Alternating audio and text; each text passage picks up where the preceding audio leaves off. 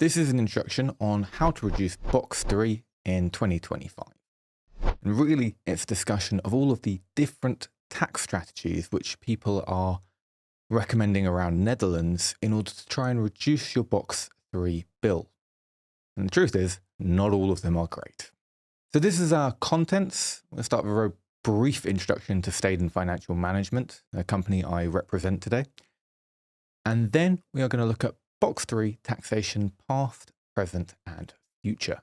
After we've kind of covered what Box 3 was originally, what Box 3 might look like in the future, and the current way of calculating Box 3, we're going to look at whether the old methods of reducing Box 3 still work. And then we're going to look at some new methods that have sprung up as a consequence of the new legislation. So who are Staden Financial Management? Well, we are operating across Europe. We are registered in Cyprus, but our main focus is in the Netherlands, where we have the most experience. And we offer such services as wealth management planning, retirement planning, estate planning, pretty much everything that you would imagine a financial advisor would encompass. We don't charge for an initial consultation, and we only earn fees from our clients, so we are not conflicted when making recommendations. We will never take commissions from providers or fund providers to alter our advice. We have a very transparent charging structure, which is 0.25% quarterly management charge, and an initial fee if you do decide to proceed with the recommendation of anywhere between 0 to 2%. If you are looking for financial advice, to just clarify, then you can click the link in the description of this video and sign up to have a complimentary consultation, no obligation to proceed, with myself. It'll be my direct booking link, so you'll be sure to have a consultation with me. Okay, so Box 3, past, present, and future. So what did Box 3 used to be? Well, to very quickly summarize Box 3, the way it would work is at the end of each year, or the very start of the year, the government would examine your net worth. So they'd work out all of your assets minus all of your liabilities. Then they would lower it by exemption thresholds. Everyone has certain exemption thresholds depending on what they're invested in, and everyone just has a blanket personal exemption threshold. So they lower your net worth by that amount, and then they take that figure and guess how much your assets will have grown in that year. And then they tax you on that assumed growth. So it doesn't actually really matter how much your assets grow in the year under the old system. They're just going to see the total amount of money you have and assume it's going to grow by X% and then tax you Y% of that. So in many ways, it really just functions like a wealth tax because it taxes you according to how much wealth you have rather than taxing you on what it's supposed to be, which is a capital gains tax, which taxes you on growth of assets or actual growth. So because this growth is assumed, it's really possible to be taxed unfairly because if you're a low-risk investor who invests in very predictable investments with low growth, well, then you're likely to have actually had your assets grow by less than the government is guessing they will have. And because of that penalization, it's considered quite an unfair tax. And also, if you think about it, if you're a high-risk investor, you're also going to have years where you lose money because although your average rate of growth is quite high, you have that short-term unpredictability. So if you're investing in the stock market, you do have years where your asset value goes down. And in those years, you are losing money and then being taxed on assumed growth, which doesn't exist because it's a wealth tax. It's not a capital gains tax. Now, the Supreme Court thought that this was quite unfair. Well, a challenge was mounted and taken to the Supreme Court in the Netherlands. And they ruled that it was actually in violation of the European Convention of Human Rights. So they've said to the Dutch government, you can't do that anymore. And in order to still tax you effectively, or tax you legally, some changes have had to be made by the government, and they've introduced the bridging legislation. Now, the bridging legislation still assumes growth. So it's still guessing how much people's assets grow by, but it is assuming a different rate of growth for different asset classes. So we have it split between bank deposits, investments, and debts. And I think the reasoning here was if we assume a lower rate of growth for bank deposits, that will be less unfair to low-risk investors because if you're holding it in cash or holding it in the bank, then you're going to be taxed much less than someone who's holding it in investments, whose investments are likely to grow far more than yours. And just to have a look at those assumed growth rates, this is 2025 figures. 2024 figures are different, and these figures aren't necessarily locked in. All the figures published for 2025 are provisional figures and subject to change, but this is currently what the Belastingdienst is telling us will be the case. They're going to assume everything which comes under bank balances, so that includes global bank balances, checking accounts, savings accounts, is going to grow by 1.44%. So that's the amount they think your bank balances will increase in value in 2025. Bank balances also include stuff like cash, weirdly a proportion of VVE assets, but investments include most other things that you would expect to grow. So it includes your traditional forms of investment. You're looking at shares, bonds, commodity investments. You're also looking at global second property. So this is both second property, both inside the Netherlands and outside the Netherlands. It also includes crypto, because they've wised up to the fact that people used to invest in crypto as a way of trying to hide from Box 3. No, they now fully see that as an investment asset. And a variety of other assets, including weirdly prize tickets.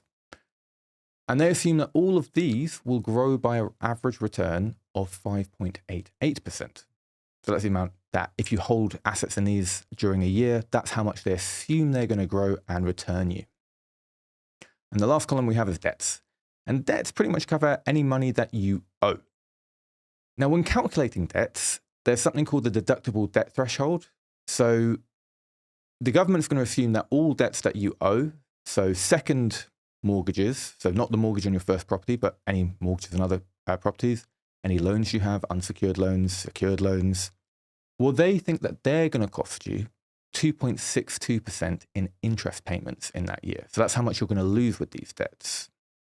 But the deductible debt threshold means that they're only going to assume this loss after the first 3,800 euros worth of debts you owe. So if you only owe 3,800 euros worth of debt, the Dutch government does not take that into consideration when calculating your tax. I'll show you a real world example in a second. So this is the Box 3 bridging calculation. So the step one is, I'm going to go fast, we calculate your return per asset type. So what we're going to do is we'll take all of your assets in bank deposits and we're going to multiply them by 1.44%. Then we're going to take all of your assets in investments and we're going to multiply them by 5.88%. Then we're going to add those figures together and then take your deductible debt threshold. So we're going to take your debts, take away 3,800 euros from the value of those debts and then times that figure by 2.62%. We're then going to take the first two figures we calculated, so our expected growth from assets and our investments and our expected growth from bank deposits, and we're going to add those together while minusing the figure we calculated for our debt return. We're going to find that figure, that's our figure for step one, and we're going to hold on to it and remember it. We'll come back to it later. Next, we calculate your capital yield tax base. So we do this by adding your bank balances added to your total investments, and then we subtract your deductible debts. Step three, we then take that figure and we remove your personal allowance to calculate the basis for savings investment. So it should just be your net worth that we've just calculated minus personal allowances. Step four, we then find our share of the capital yield tax base. And we do this by taking the figure we calculated in step three, dividing that by a figure in step two to give us a percentage figure. So the more money that you have in your net worth will lead to a higher figure or a higher percentage figure, which is important because this is how it becomes a progressive system. We then take that percentage figure, multiply it by the figure we calculated in step one to give our income from savings and investments for step five. And that is the figure which will be applied Box 3 tax to, which currently in 2025 is 36%, which will give our Box 3 tax. So we multiply the figure we calculated in step 5 by 36%, and that's how much Box 3 tax you owe. This is needlessly complicated for no reason, it seems, and I'm out of breath. If you don't follow this, I am going to go much slower with a real-world example, and it's also really important to note that you can apply instead to have your tax based off actual growth. And this is because the new system which was introduced, the Supreme Court then said again, hey, no, this is still assuming growth, which is still technically unfair. So now as an individual in the Netherlands, when it comes to calculating your Box 3 tax due, you can choose to either have the assumed growth, that whole system we just calculated, or you can pay tax on actual growth. And the way to decide which one's best for you is finding out both figures and picking the one which is lower. So you get the best of both worlds for the time being. Now, I'm about to do a lot of maths, and for a small percentage of people in the world, they find maths fun. I'm one of them. It's brilliant. But most people don't. So what we've done is we've created a helpful box 3 calculator. This gives you an estimate of your box 3 tax due if you put in your figures. So you could just scan the QR code. It takes you through to our website. I have to reiterate that this is not a way to return your box 3 taxes or a way to calculate the exact figure. Because, well, one, it's based on the currently published provisional figures. And two, in the article where they have published the current provisional figures, I spotted a maths error. So it's not that accurate on that basis alone. But it's all we've got to go on. So let's have a look at an example scenario of a man named Thomas, who is a high net worth investor and currently has 100,000 euros in bank deposits and 2 million euros in investments. And because he's a medium risk investor, so maybe 4 out of 7 on the risk profile, he has a 60-40 mix between equity and bonds. So we're looking at 60% invested in companies and 40% we're going to be lending money to governments and companies alike. And he also has 300,000 euros in debt. Let's just see how he, step by step, is going to calculate his box 3 and have a look at what it comes out to. So step 1, we are calculating our return per asset type. But this is really just calculating how much money you're assumed to have made. So again, it's bank balances times by 1.44%. It's investments times by 5.88%, and then deductible debts. So debts minus that deductible debt threshold of 3,800 times by 2.62%, which will give us a total figure once we've summed these 3 figures together, assuming deductible debts is considered negative, or you just plus the first 2 figures and then minus deductible debts. The total taxable return is 111,279 euros and 12 cents. This is the amount that the Dutch government think Thomas will make in 2025 in growth. You can see that most of that comes from investments. In fact, the assumed growth for investments is actually just larger than that, but the deductible debts bring it down. Now, step 2, we're going to calculate your capital yield tax base based on your total net worth. Essentially, we're just going to add up everything that Thomas owns. So 100,000 plus 2 million minus 296,200, that's that 300 figure minus 3,800, to give us a capital yield tax base or net worth of 1,803,800 euros. I should have mentioned earlier, but now's as good a time as any. When calculating box 3 returns, you don't include the value of your primary residence, nor do you include the value of your primary residence's mortgage. So the first house you buy in the Netherlands, ones that you live in, that doesn't exist from a box 3 perspective. So that's why we haven't included Thomas's home, for example. But we've just calculated his net worth, and now we're going to calculate his basis savings and investments. And this is the net worth figure we've just calculated minus the tax-free allowance. The tax-free allowance in 2025 is 57,684 euros. And if we subtract that from the 1.8 million figure, thereabouts, we get to a figure of just under 1,750,000 so euros, which we then divide by his net worth to give us a figure of 96.8%. And this is the amount that we are going to times that figure in step 1, so the amount that the Dutch government thinks our assets will grow by. We're going to tax 96.8% of it. So we're going to tax 107,720 euros of it and 93 cents at a rate of 36%. So Thomas's total box 3 for 2025 is going to look like 38,779 euros and 54 cents. It is a complicated system of calculating your tax, which seems silly considering they're just assuming growth. It seems easier just to measure actual growth at this point. And here is all of those steps condensed into one page, and then we're going to condense it further so it looks like this. So when we talk about taxable return, just remember that's the amount the government thinks that your investments will grow in a year. Capital yield base, tax base is essentially just net worth. And then basis savings and investment is just net worth minus personal allowances. And then the share in the capital yield tax base is your proportion of net worth minus personal allowances to net worth. Essentially just seeing the larger the figure, the lower the personal allowance is in proportion to your total net worth, which will then be used to work out the percentage of the growth that is expected from your assets to be taxed. So that's how we currently calculate box 3. Now, there are some old methods of box 3 tax reduction which have been used throughout the years. And the first is joint filing, so filing as a couple. This essentially just allows you to double a lot of personal allowances. We also have green investments, or green funds, which are funds which offer tax reductions. You can invest in pension funds as a way of moving assets outside the reach of box 3 tax legislation. And previously, one of the main ways that low-risk investors would try to reduce their box 3 obligations would be through a spaargeld BV, which is creating a company in order to own your investments. Now, joint filing is essentially just calculating box 3 with your partner, if you have a tax partner, and then you can divide your assets between both of you. Let's assume that Thomas has a partner who has no assets. By joint filing, he can reduce his share in the capital yield tax base because he doubles his personal allowances, so the basis for savings and investments falls significantly. You might be wondering why the capital yield tax base in this example has risen, so that his total net worth has risen. It's because this also doubles your deductible debt thresholds.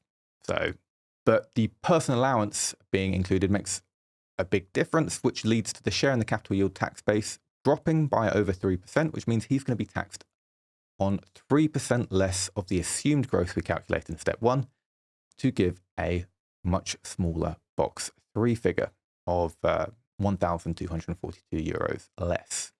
So joint filing definitely works. So that's one method of the previous way of reducing box 3 we can put a tick next to. And green funds.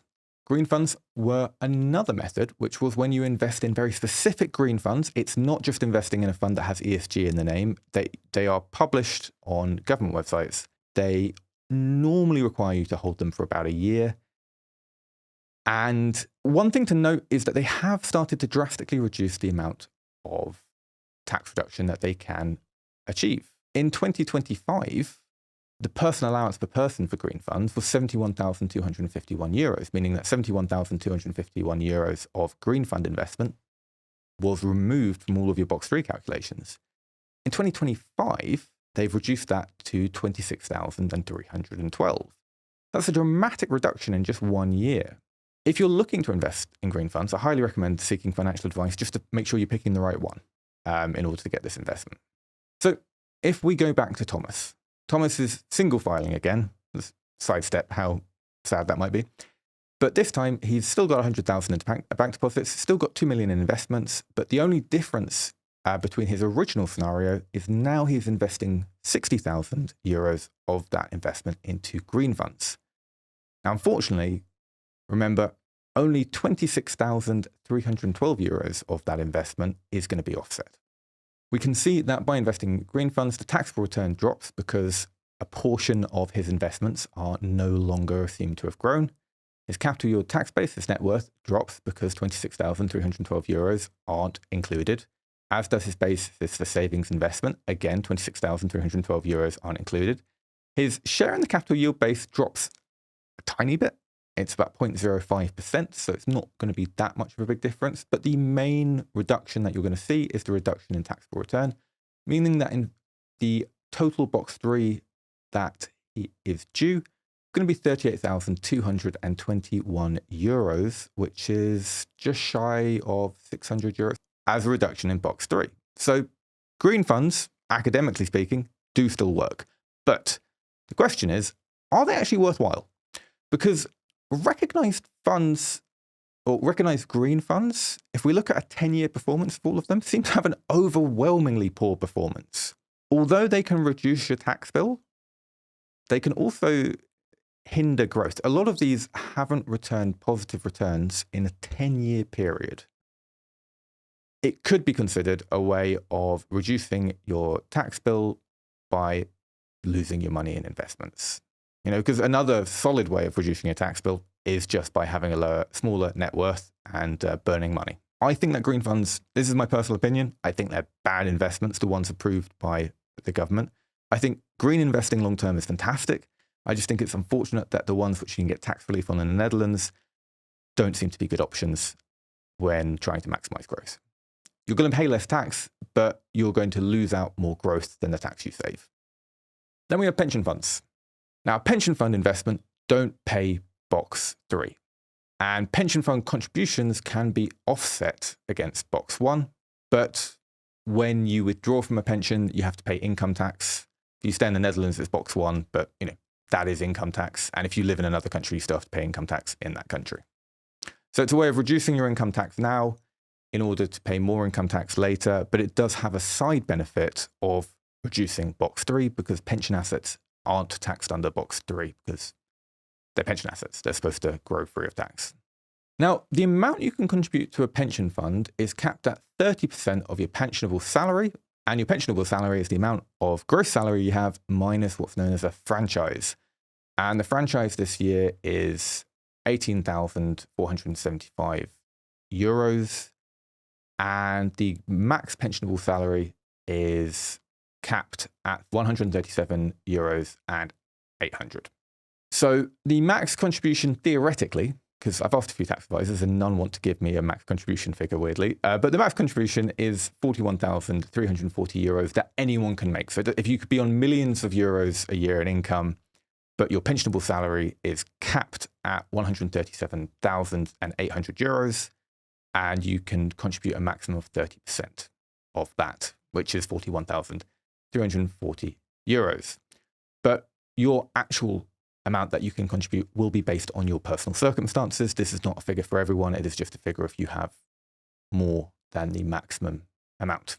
Also important to note that the max contribution, that applies to the contributions you make to your employer, private pensions, and also the contributions your employers make to your employment pensions.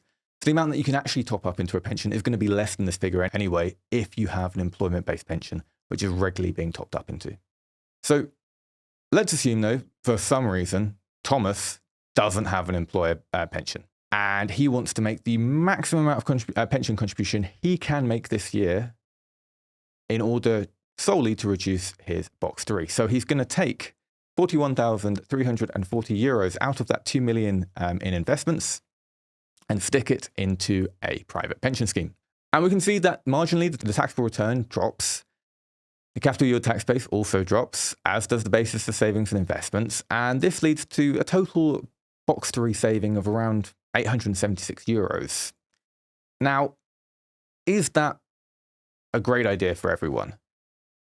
Well, it does mean that the amount that he contributed this year is going to be have no box 3 liability until retirement. But it does come at costs. You can't access those funds until retirement, and you're currently forced to purchase an income for life. However, there's new legislation surrounding what you can do and what you can't do with a private or employer-based pension in the Netherlands because they are making them less generous and trying to reduce the pensions, promising you a certain amount of money per year. In theory, you can take money out earlier to invest in houses, but it's, again, lots of legislation seems to be changing in the government, in the Netherlands at the moment. I don't really want to make definite statements on these things while things seem to change on a pretty much weekly basis. But traditionally, pensions are very inflexible. And if, for example, you're an expat and you move from country to country, do you want to have your retirement funds locked into an account which will be in maybe a language you don't speak? And traditionally, you were forced to purchase an annuity. So that means that you can't take money out willy-nilly as you like in terms of just flexible access or treat it like a bank account that you'd have to pay tax on.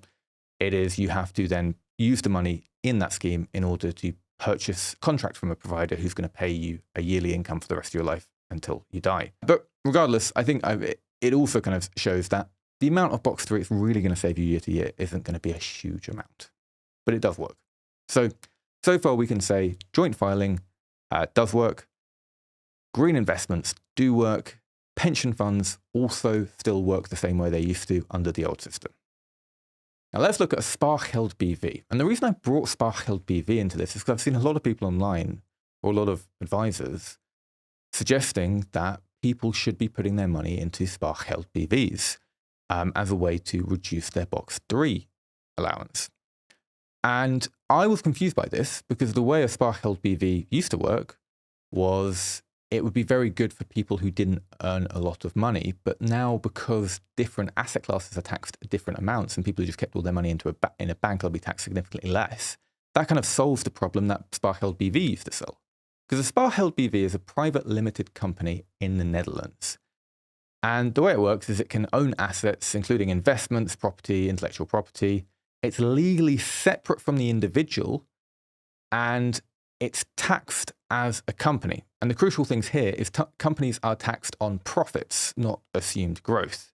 And they're taxed when those profits are realized. So previously, if you put money inside a spaargeld BV and you put a lot of it inside, or just a little bit, but I'll come on to why that's not a good idea later. If it doesn't grow by very much, well, the tax bill for not growing very much is not very much because you're only being taxed on the company profits, which will be very low if you're holding it as cash. And previously, remember the old method, they'd just assume it would grow by a certain amount, which would be the same amount they'd assumed investments would grow.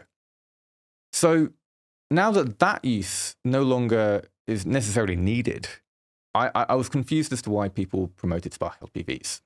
So I thought, given that it doesn't work, well, it doesn't really have a use for low risk investors anymore, because setting up a spaargeld BV, honestly, quite expensive. It's very expensive.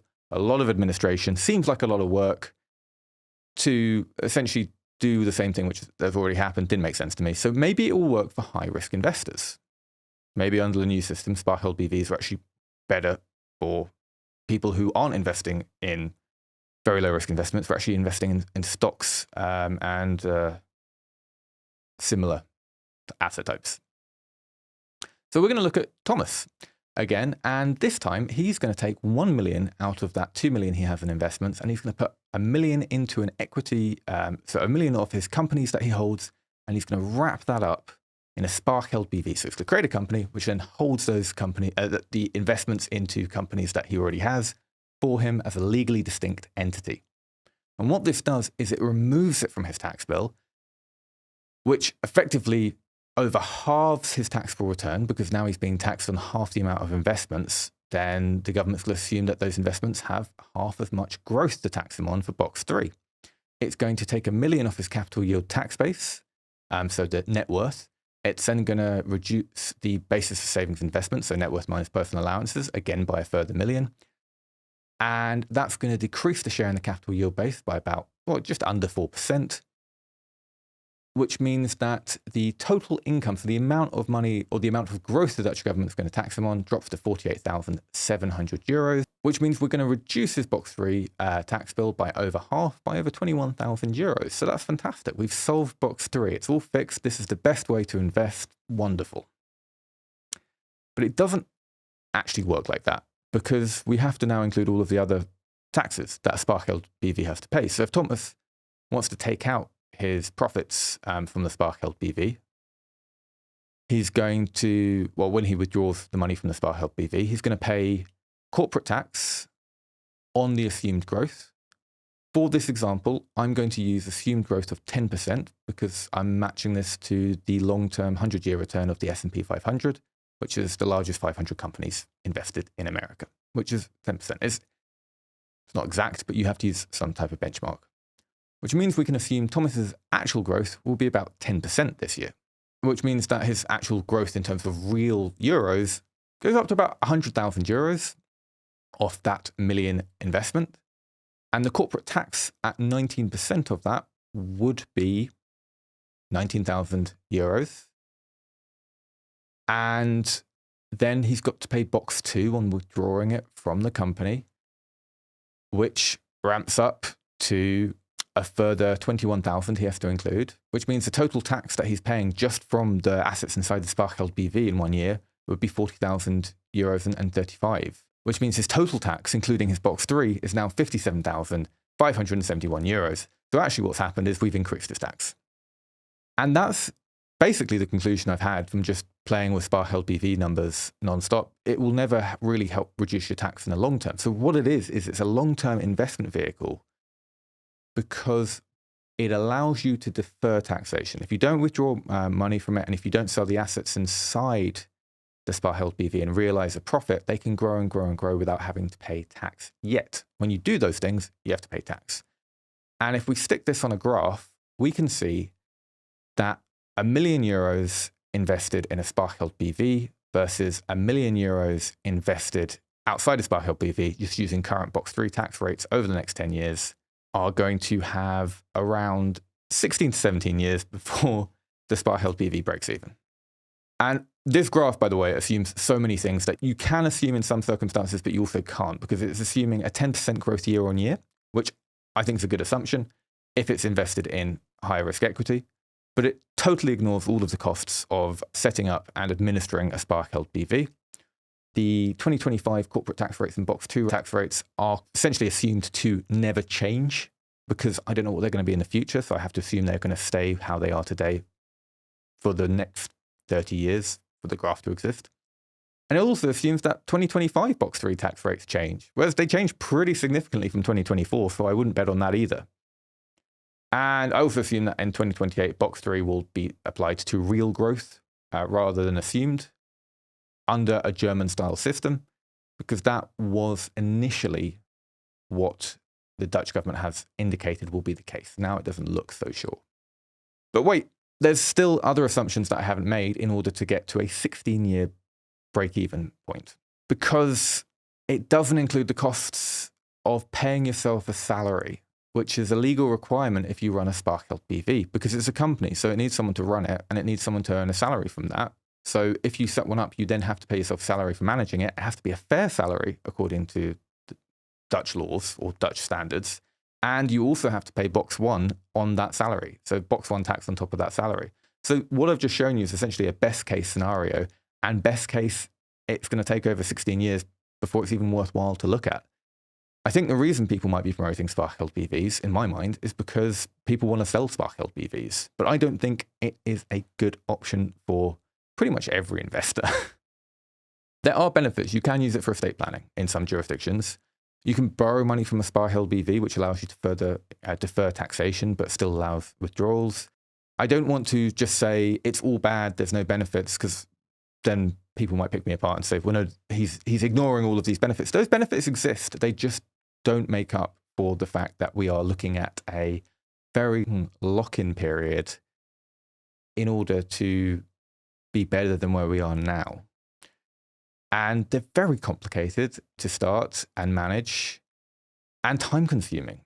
I think the best reason I have not to even look at them is because we know that the tax regime is going to be changing in the next 3 years or 4 years. Originally, the Dutch government said they'd have the changes coming in 2027. Now they're saying probably 2028, could be 2029, could be 2030. But we know within 5-6 years, the tax system and how you're taxed on investments is going to radically change in the Netherlands. And we don't know what those tax changes are going to be. So we don't know that a SPA held BV is still going to be worthwhile from what terms of deferring taxation or be better than not having money in a SPA held BV. So investing in them now just makes no sense to me, because you are taking out a very long-term investment. You lose money if you take it out early, and you're committing to hope that the taxes either don't change or change more favorably to you without any clarity. It seems short-sighted, which is strange to say for such a long-term investment. So to sum up, with the old methods of box 3 tax reduction, joint filing still works. I think you should always look into it if you've got a tax partner. Investing in green funds still works technically, but is it worthwhile to invest in green funds when they have such poor performance? My opinion, probably not, but that is just one man's opinion. It's not regulated advice, but that's how I feel. I feel if you're going to invest in a pension, you should be investing in a pension because you want to invest in a pension, not because you're trying to reduce box 3. I think, again, you're locking your money away for, in some cases, multiple decades of time to save a bit of box 3 now. Would you like flexibility on that investment? Do you want to retire earlier than the retirement age? If the answer to any of those questions is yes, then perhaps investing in a pension, probably not worth it just to reduce box 3. And sparkle BV, a lot of people kind of dance around giving a very direct opinion, which obviously I don't. I think sparkle BV is bad right now. I think a sparkle BV can be used for other things, but just purely an investment vehicle, no, I don't think it's a good idea for at all. But we do have new methods of box 3 tax reduction which have emerged. We've got the asset ownership timing, we've got investing with leverage, and we have low risk asset distribution. Now, asset ownership timing is something which pretty much I think most people thought of when the new legislation was announced quite a while ago. And that's very simply, assets are managed on January the 1st. Okay? So they calculate, your total investments, total bank deposits, total debts. That measurement date is January 1st of the year. So surely, if we sell all of our investments, let's suppose we have all of our money in investments. On the 31st of December, or 30th or 29th, sometime in December, why don't we just sell all of those investments, put them in bank deposits, and that way on the measurement day, January 1st, when the Dutch government looks at us, well, it's all in bank deposits. So that assumed growth, that drops from 5.88% all the way down to 1.44%. We've essentially reduced our box 3 by, more than 4 times. And then 2nd of January, we can buy back into the market. We can invest all of our money again.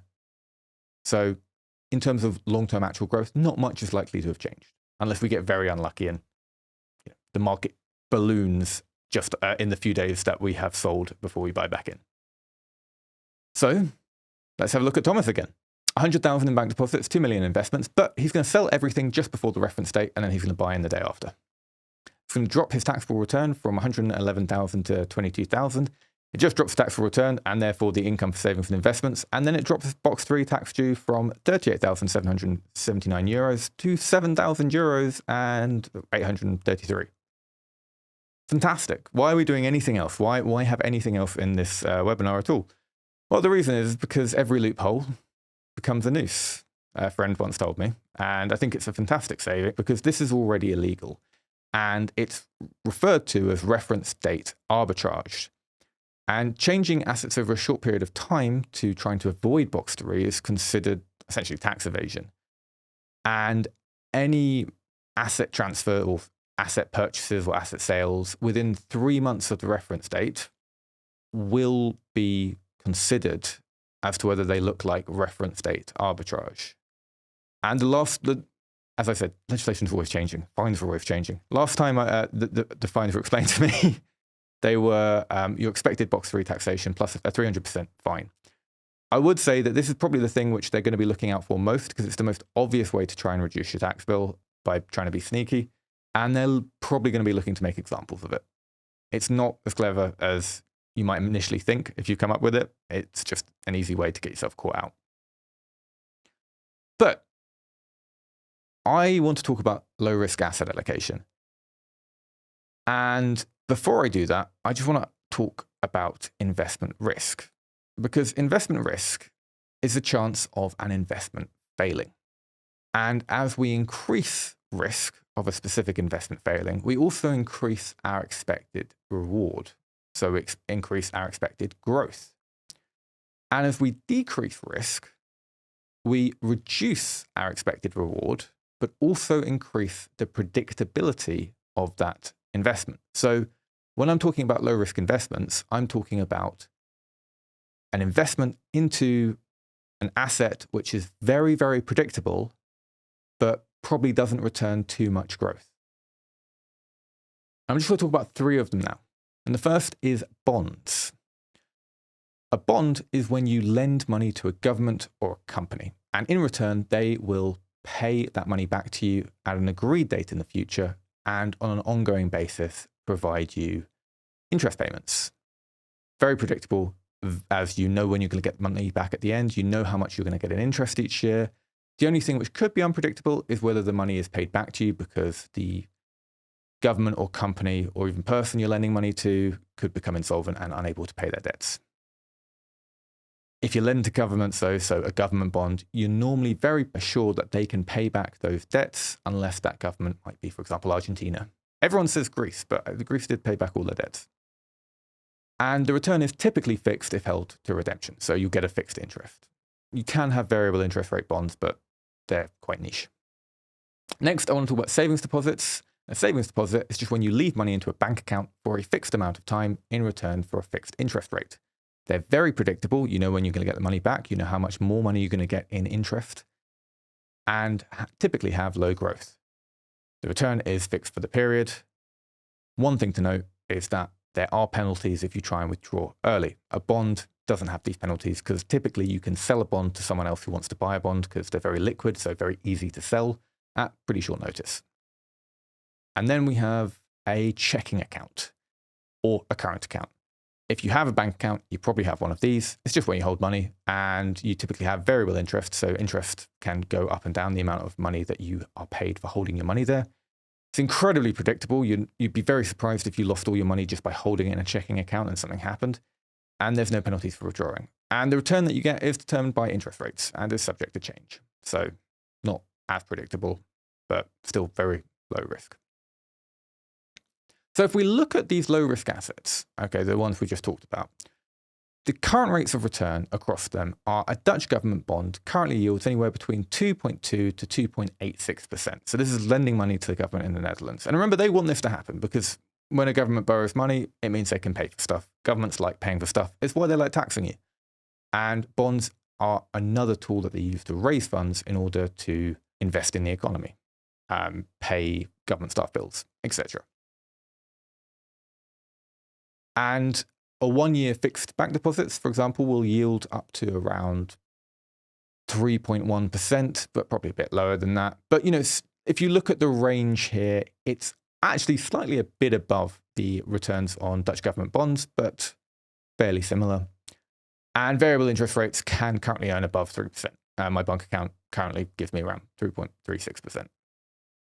So my question here is, given the fact that all of these investments are very low risk, they're very predictable, and they have very low growth. As an investment, they look pretty much the same. Why are returns similar, yet government bonds are taxed over 4 times under box 3 what bank deposits are? It makes no sense. Due to the consequence of the way that the Dutch government now assumes growth across investments and assumes all bonds are going to grow by the same as all stocks, the amount that a bond has to return in order to break even with the amount a current account, a fixed interest savings account has to return to break even is something that I'm naming the Staden differential because I came up with it. And in our example, bonds must return around 1.69 or 1.75% more to break even with a savings account. So if a savings account pays 3%, a bond needs to return 4.69 to 4.75% yield, which they are not doing, or Dutch government bonds aren't, in order to break even with that investment after tax. And you can calculate your Staden differential using the box 3 calculator on our website. So if you want to find out yours, you can put in your details and it'll tell you. So when it comes to low-risk asset redistribution, one of the ways that we can try and lower our box 3 tax bill in 2025 is by replacing some of our low-risk bonds in our portfolio with fixed interest savings accounts. And that's going to lead to essentially the same amount of expected growth because we've got the same amount of expected return across the 2 asset classes while reducing our tax burden without sacrificing that growth. So in our example scenario, remember we've got Thomas. Thomas has got 100,000 in bank deposits, 2 million investments, 60% in equity, so that's 1.2 million euros in equity, and 40% in bonds, so 800,000 euros in bonds and 300,000 in debt. What he's going to do now, though, is he's going to move 400,000 of those bonds, so half of those bonds, into fixed interest savings accounts. He's still going to keep the other half of the bonds invested because maybe they've hit that 4.75% threshold. Maybe he just likes having bonds in a portfolio because if he needs money fast, they have no penalties of selling on the second market. Okay, we're not using all of them because I don't think you should be selling all of your bonds if you've got a big bond portfolio, but we're just going to use half of them, which we can expect not to need to sell in the next few years. That means that now his investment breakdown is now a 75-25 mix of equity and bonds, but overall the whole portfolio stays pretty much the same risk and pretty much the same amount of growth. How does this affect his box 3?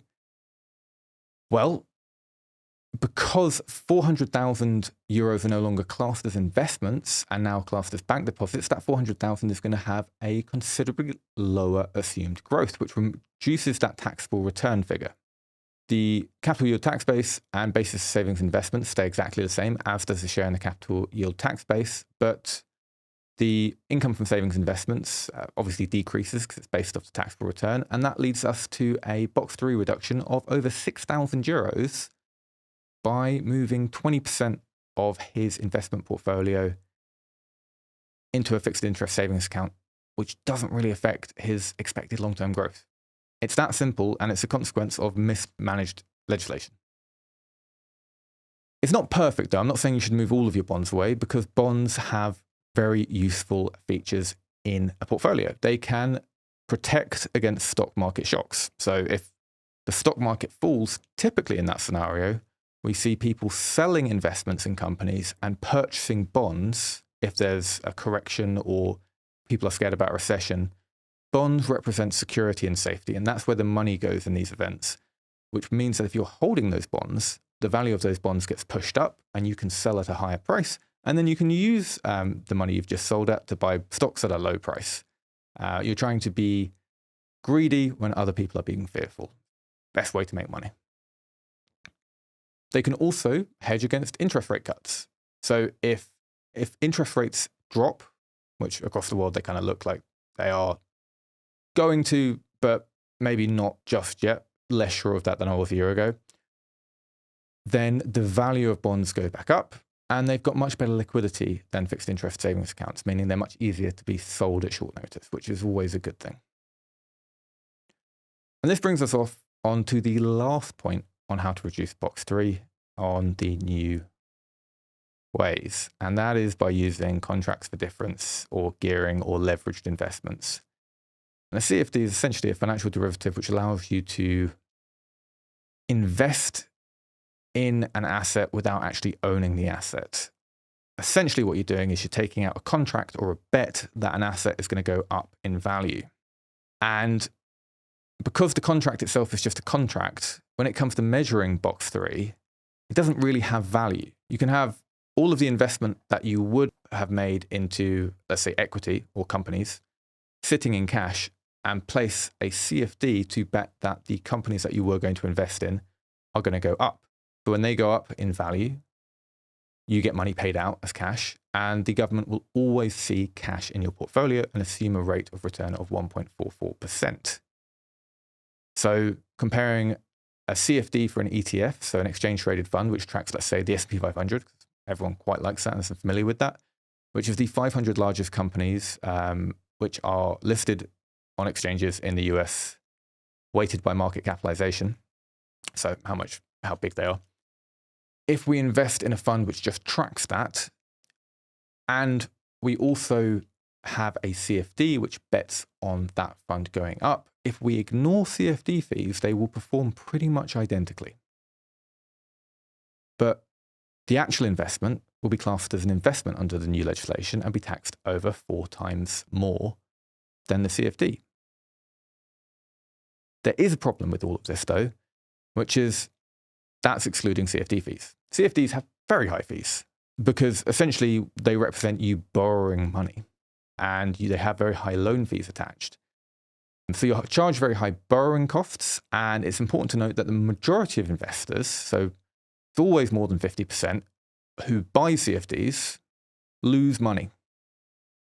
So if you are a random person and you buy CFDs, you're more likely to lose money than gain money. Whereas if you just invest in a long-term ETF, you are very likely to earn money because on average, again, if we take the example of that S&P 500 fund, that's going to on average go up by 10% a year. So you hold that for 10 years, you're pretty sure you're going to have some returns. Whereas CFDs, if you invest in CFDs for 10 years, statistics say you're more likely to lose money than gain. I personally think CFDs are slot machines pretending to be investments because they encourage very short-term investments, and short-term investments are intrinsically a lot more risky. Kind of feels a bit more like gambling. And they often end in tragedy. I had a family member I lost because he invested in lots of CFDs, lost all of his money, which was a lot of money. He was very independently wealthy, couldn't come to terms with the loss, and he killed himself. And that's really upsetting. And it's not a unique case. So if you're watching this, don't invest in CFDs. It's bad. It's much more likely to ruin your life than save you box 3. But the reason I brought this up is because this is true. CFDs weirdly are now rewarded under the box 3 legislation, where if we go back to looking at the bonds in the low risk asset allocation example, bonds are punished. So the Dutch government's introduced legislation which punishes predictable, safe investments into lending money to, for example, the Dutch government, and rewards high-risk investments which have a history of ruining several people's lives.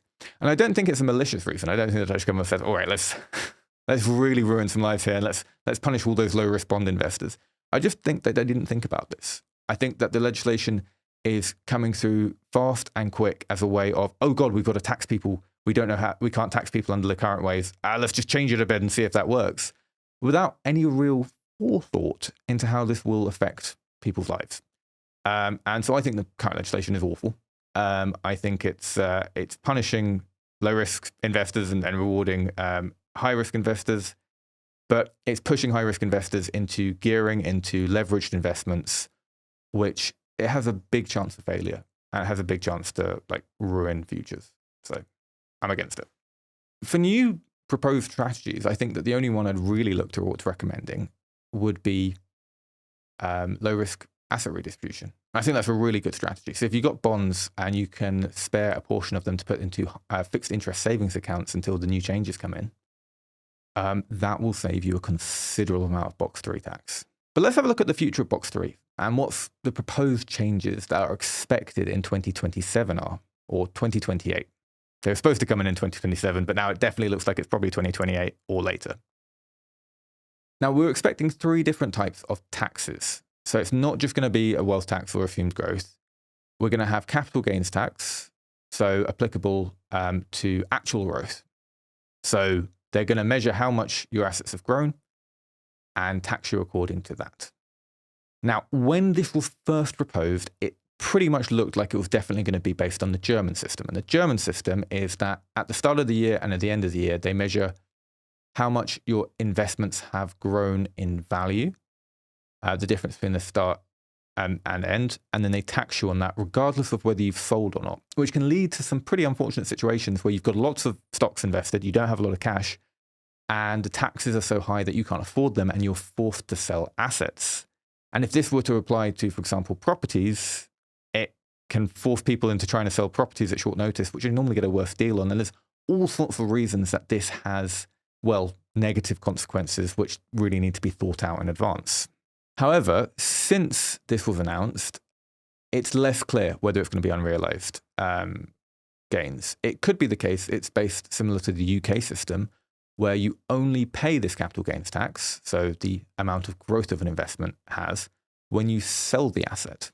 It also looks like there's going to be tax on dividends. So dividends where companies distribute profits to their shareholders, and they do this in the form of dividend payments. So that's pretty standard in the world. And they'll also look to be tax on interest payments. And that's going to look like a tax on the earnings that you get from lending money to banks or governments or companies. So bank deposits and bond investments. The truth is, though, we don't really know. Nothing's concrete yet, and everything is conjecture. And I think the safest approach when it comes to investments for the next 5 years is to focus on flexibility of investment and don't lock yourself into anything you can't get out of at short notice until we have clarity on how the tax laws are going to change. So just to kind of summarize the points here, the new box 3 bridging legislation still taxes you on assumed growth.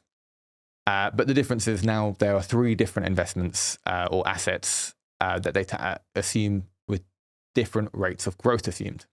Some of the old methods of box 3 reduction are still effective. Joint filing allows you to combine your personal allowances and reduce your tax bill. Specific green investments will reduce box 3, but are they worthwhile? Pension contribution still reduce box 3, but again, I don't think anyone should be investing in their pension just to reduce box 3. It should be because you want to retire at the pension age and that's your plan. There are better reasons to invest in the pension than reducing your box 3 tax bill, is all I'm going to say on that. Some ways, though, aren't really as effective as they used to be, because Spaargeld BV technically can reduce taxes in the long term, but I think we'd be foolish to invest in a way which relies on the tax system to remaining unchanged or still tax favourable when we know the tax system is changing in the future. New methods of box 3 have emerged. Investing on leveraged is rewarded by the new tax system. So by gearing your investments so that you're not investing as much money as you need to and having more money held as cash is rewarded by the current taxation system.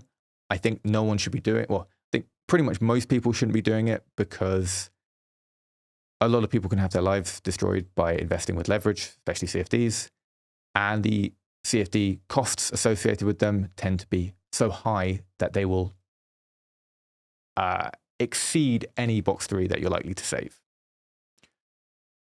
I think that selling everything to time your asset allocation or reference date arbitrage is considered tax evasion and generally a bad idea.